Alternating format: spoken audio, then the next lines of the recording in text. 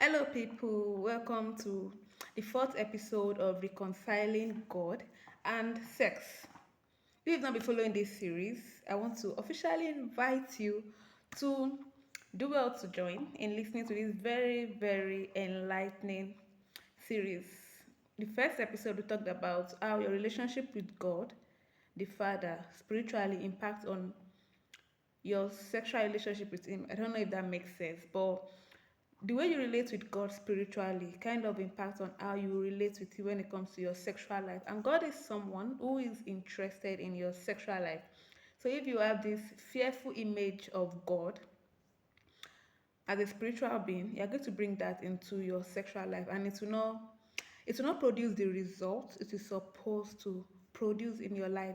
In the second episode, we talked about the family system and the role of the family in preserving sexual sanity, because one of the reasons why God has brought us into this world to birth children is for us to be able to raise godly seeds, impart in them godly knowledge, wisdom that will help them to steward their lives well in different areas of their lives, including their sexuality.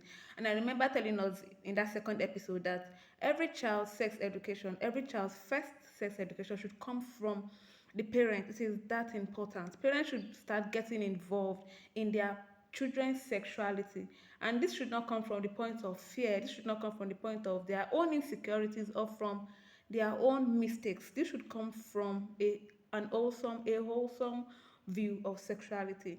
If you not listen to that second episode, do well to go and listen to it. And in the third episode, we talked about sexual health, how it is the will of God. It gives God pleasure when we be in health and prosper in every areas of our life. And our sexuality is not an exception. Yeah, it is not an exception. God wants everyone to flourish sexually. God wants everyone to be sexually sane. Yes, God is not in this fearful sexuality. No, when you are provided with an information that makes you scared, that gives you internalized fear, that doesn't allow you to express yourself in healthy ways, that doesn't allow you reach out to your neighbor or the opposite sex in healthy ways. An education that comes with guilt, that comes with shame. God is not involved in it. God is not. God is not involved in it. No sane human being thrives on knowledge that is fearful, knowledge filled with guilt or shame. No sane human being thrives on that kind of knowledge at all, at all, at all, at all, at all. So today we're going to be talking about sexual integrity. Now, why sexual integrity? You do not steward your sexuality from the point of rules and regulations. It will not work. It doesn't work. It does not work. So every sexual decision you make, you need to be able to account for it. You need to be able to be responsible for it. Like, it is actually irresponsibility. Yeah, when you make a decision based on, what word should I use? When you make a decision without consciously putting yourself into that decision. There are times when I'll make decisions and I'll be like, oh, I was tempted or I was seduced. Another thing we say is, like, we've always engaged in sexual activity from the point of shame. From the point of shame. Like, we do not involve ourselves in it. I really want to say this in a way you will understand. We've always involved in sexual activity in a way that we remove ourselves, we remove our consciousness, we remove our belief. Yes, we remove our belief, we remove our mind from that sexual activity. So we believe that we are doing it with our body, but without our consciousness. And that is not the will of God for your life. God created sex and He wants you to enjoy sex, and He is interested in your pleasure. He created everything for His pleasure. So, how do you engage in the sexual activity that God wants you to engage in? That is by being sexually in that is by having sexual integrity. So every human being, when everyone exhibits sexual integrity, there won't be sexual misbehavior in the society. When everyone have an understanding of what sexual integrity means, there won't be sexual issues. There won't be sexual issues in the world. There won't be sexual misbehavior in the world. There won't be sexual crimes. There won't be sexual crimes because everyone is responsible. Now, what is sexual integrity? Sexual integrity is you aligning your feelings, your thoughts, your actions, your desires in the realm of sexuality with your personal value, your personal belief, and respect for others. Yeah, so sexual integrity is you consciously making sexual decisions for yourself. Is you taking responsibility for your sexual thoughts. Sexual integrity is you respecting your neighbor's sexual beliefs and sexual boundaries and sexual rights. Yes. So most of us we've always lived as sexual beings, but we do not have sexual integrity. Most of us we've always believed in sexual rules and regulations, and we do not live out sexual integrity. That is why we have most people doing sexual things from the place of shame, from the place of guilt, from the place of internalized fear, removing their consciousness and just removing their subconsciousness, like removing yourself, removing your thoughts from your sexual actions. No, it doesn't work that way. Sexual integrity is you aligning your desires, your feelings, your thoughts, your actions in the realm of sexuality, aligning all this with your with your personal beliefs, your personal values, ethical standards, and respect for others. And what are the components of sexual integrity? Like I said earlier, when every one of us start living life from the point of sexual integrity, there will be a reduced rate of sexual crimes in the world. A reduced rate of sexual crimes in the world. Now, what are the components of sexual integrity? Number one, self-awareness. If you do not know yourself, there is no way you'll be able to govern yourself. And if you cannot govern yourself, there is no way you'll be able to master yourself. There's no way you're going to be able to master yourself. One of the fruit of the spirit is self-control. But unfortunately, most Christians cannot even exhibit self-control when it comes to their sexual life. Unfortunately. And why? Because they've not learnt what sexual integrity means. Rules and regulations, purity culture, just doing no sex till marriage will not help you build the skills, the tenacity, the maturity that you need to exhibit self-control. And like I said earlier, the number one thing you need to know, you need to do, you need to live by as a sexual being exhibiting sexual integrity is self-awareness. Because if you do not know yourself, there is no way you'll be able to govern yourself. There's no way you'll be able to master yourself. And if you cannot master yourself, you cannot control yourself. You will not be able to control yourself when it comes to your sexual desires. Now, what is self-awareness? Self-awareness is you understanding your beliefs or understand where your sexual belief comes from. Yes. Oh, I have this belief regarding sex. Where is this information coming from? Where did I get it from? Is it LD? Is it a correct information? Is it a positive information? Will it do good to my well-being as a sexual being? So you want to know, this particular thing triggers me sexually. How? Where did I get it from? Where am I getting it from? You want to be open to yourself. You want to read yourself sexually as an open book. You want to open up yourself sexually and read yourself. But most people cannot go through that work. And until you are able to do this, there is no way you will be able to govern yourself sexually, and there is no way you'll be able to master yourself sexually. That's for that about self-awareness. Another component of sexual integrity is healthy boundaries. Healthy boundaries. Every human being should have boundaries. Every human being should have boundaries. You should have things. You should have marks that tells you do this. Don't pass this stage. Don't do this. Every human being, and you should also be able to respect your neighbor's boundaries. Now we have healthy boundaries and we have unhealthy boundaries. So you want to do that work on yourself. Okay, what does boundaries means? Okay, what does sexual boundaries means? Okay, to me, what are my sexual boundaries? What should I permit the person to do, and where should I draw a line when it comes to my sexual health? You need to be able to set and maintain boundaries, and your boundaries should support your physical life, it should support your emotional life, it should support your psychological life.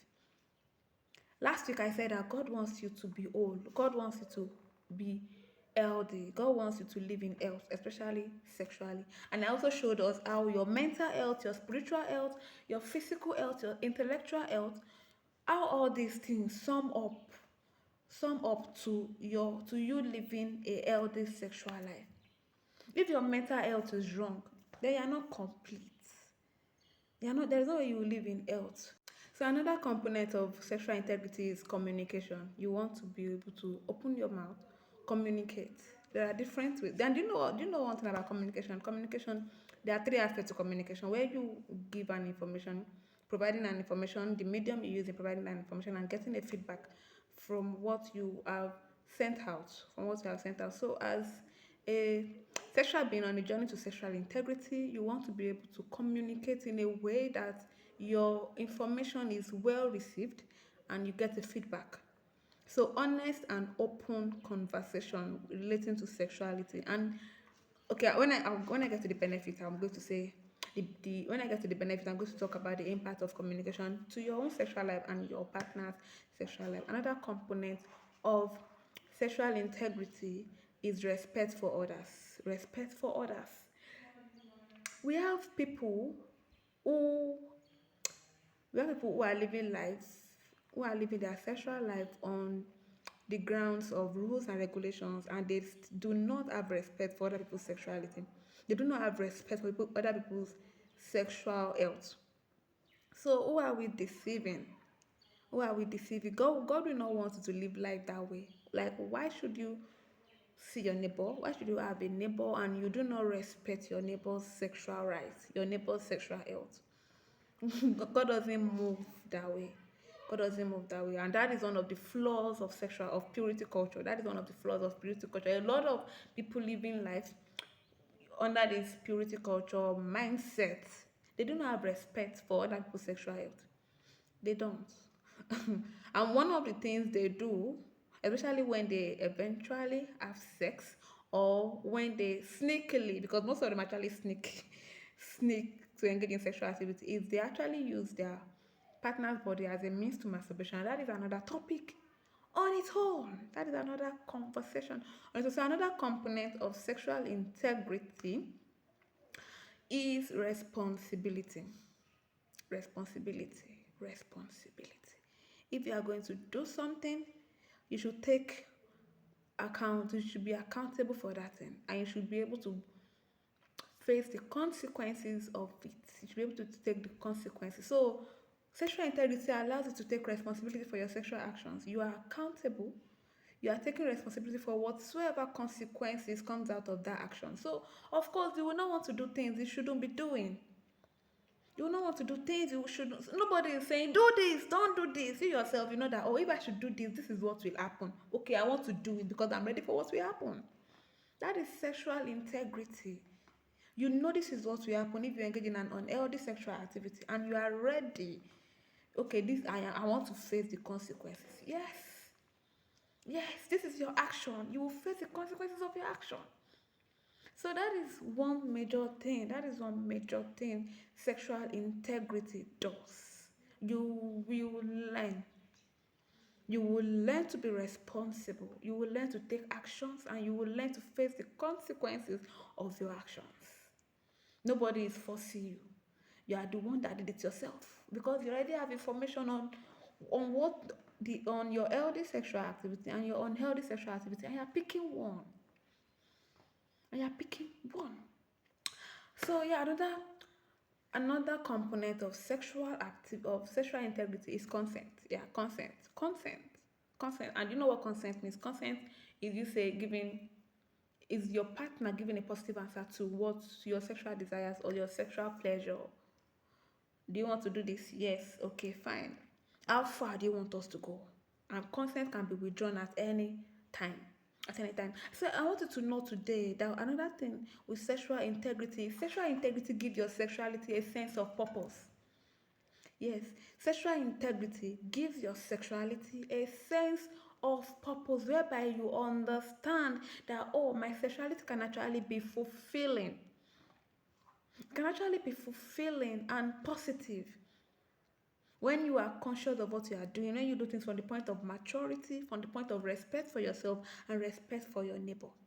So sexuality is not something you just barge into because you pass through puberty stage and your sexual hormones are high and you're at the peak of sexual desires and all that. No, you can steward your sexuality right. You can steward your sexuality right. And sexual integrity gives your sexuality a sense of purpose where you have an understanding that, wow, so I can actually enjoy life as a sexual being because you are not engaging in unhealthy sexual activity. Now, how do you practice sexual integrity? Because to some of us this is new. So how do you practice sexual integrity? Number one, self-reflection and journaling. Self-reflection and journaling. You want to reflect. You want to be big on reflecting. You want to be big on journaling. Like, write down. Think about your life. Write down. Think. Open yourself as a book and read yourself sexually. Another thing you also want to do is to seek support from either a sex therapist or a support group. You should have people that also want to work on this journey of sexual sanity and engage in conversations with them. How are you doing? How are you living life as a sexual being? What are the things you are doing that is making you a better sexual being? When it comes to sexual sanity, it is not a journey you can do alone. No, it is not. Another way you can practice sexual integrity is by educating yourself on healthy relationships. Most of us do not know how to keep healthy relationship with the opposite sex, which is very, very bad. So you want to educate yourself. How do I build platonic relationship with the opposite sex? How do we be friends without benefits? Yeah. How do I have a relationship with this person without necessarily thinking about talking stage and all that? They want to learn how to build healthy relationship with the opposite gender, even your own gender. Another thing with practicing sexual integrity, on how to practice sexual integrity, is when you engage in open and honest conversation and also practicing self-care and emotional well-being. Practicing self-care and emotional well-being, and finally setting and maintaining boundaries. Now, what are the benefits of sexual integrity? Number one, self-esteem, positive self-esteem. You love yourself, you love your thoughts, you love your feelings, you are secured in your sexual desires, you are not scared, you are not fearful, you are not shameful, you are not living life from the point of guilt or shame. You are blossoming, like there is this peace around you. Another thing is also emotional well-being, physical safety, open communication. Like now you're able to communicate better, you are not thinking about negative thoughts, everything is just fine. Everything is fine with you. You are enjoying yourself, you are enjoying your life, you are enjoying relationship with other people. You are well, like you are physically okay. You're not struggling with addictions. Yes, you're not struggling with addictions. You can think straight, you can think wholesome thoughts, you can think healthy thoughts. You are not lost. So we have come to the end of today's teaching, sexual integrity. See, when everybody gets this right, there will not be sexual issues in the world. There will not. There will not.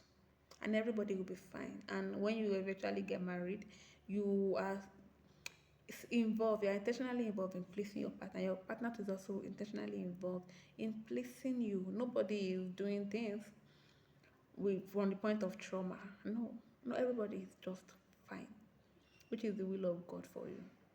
So if you've learned something, you should do well to share this with your friends. Share the link, invite your friends to come and listen to this, subscribe, like, comment, engage, and all that.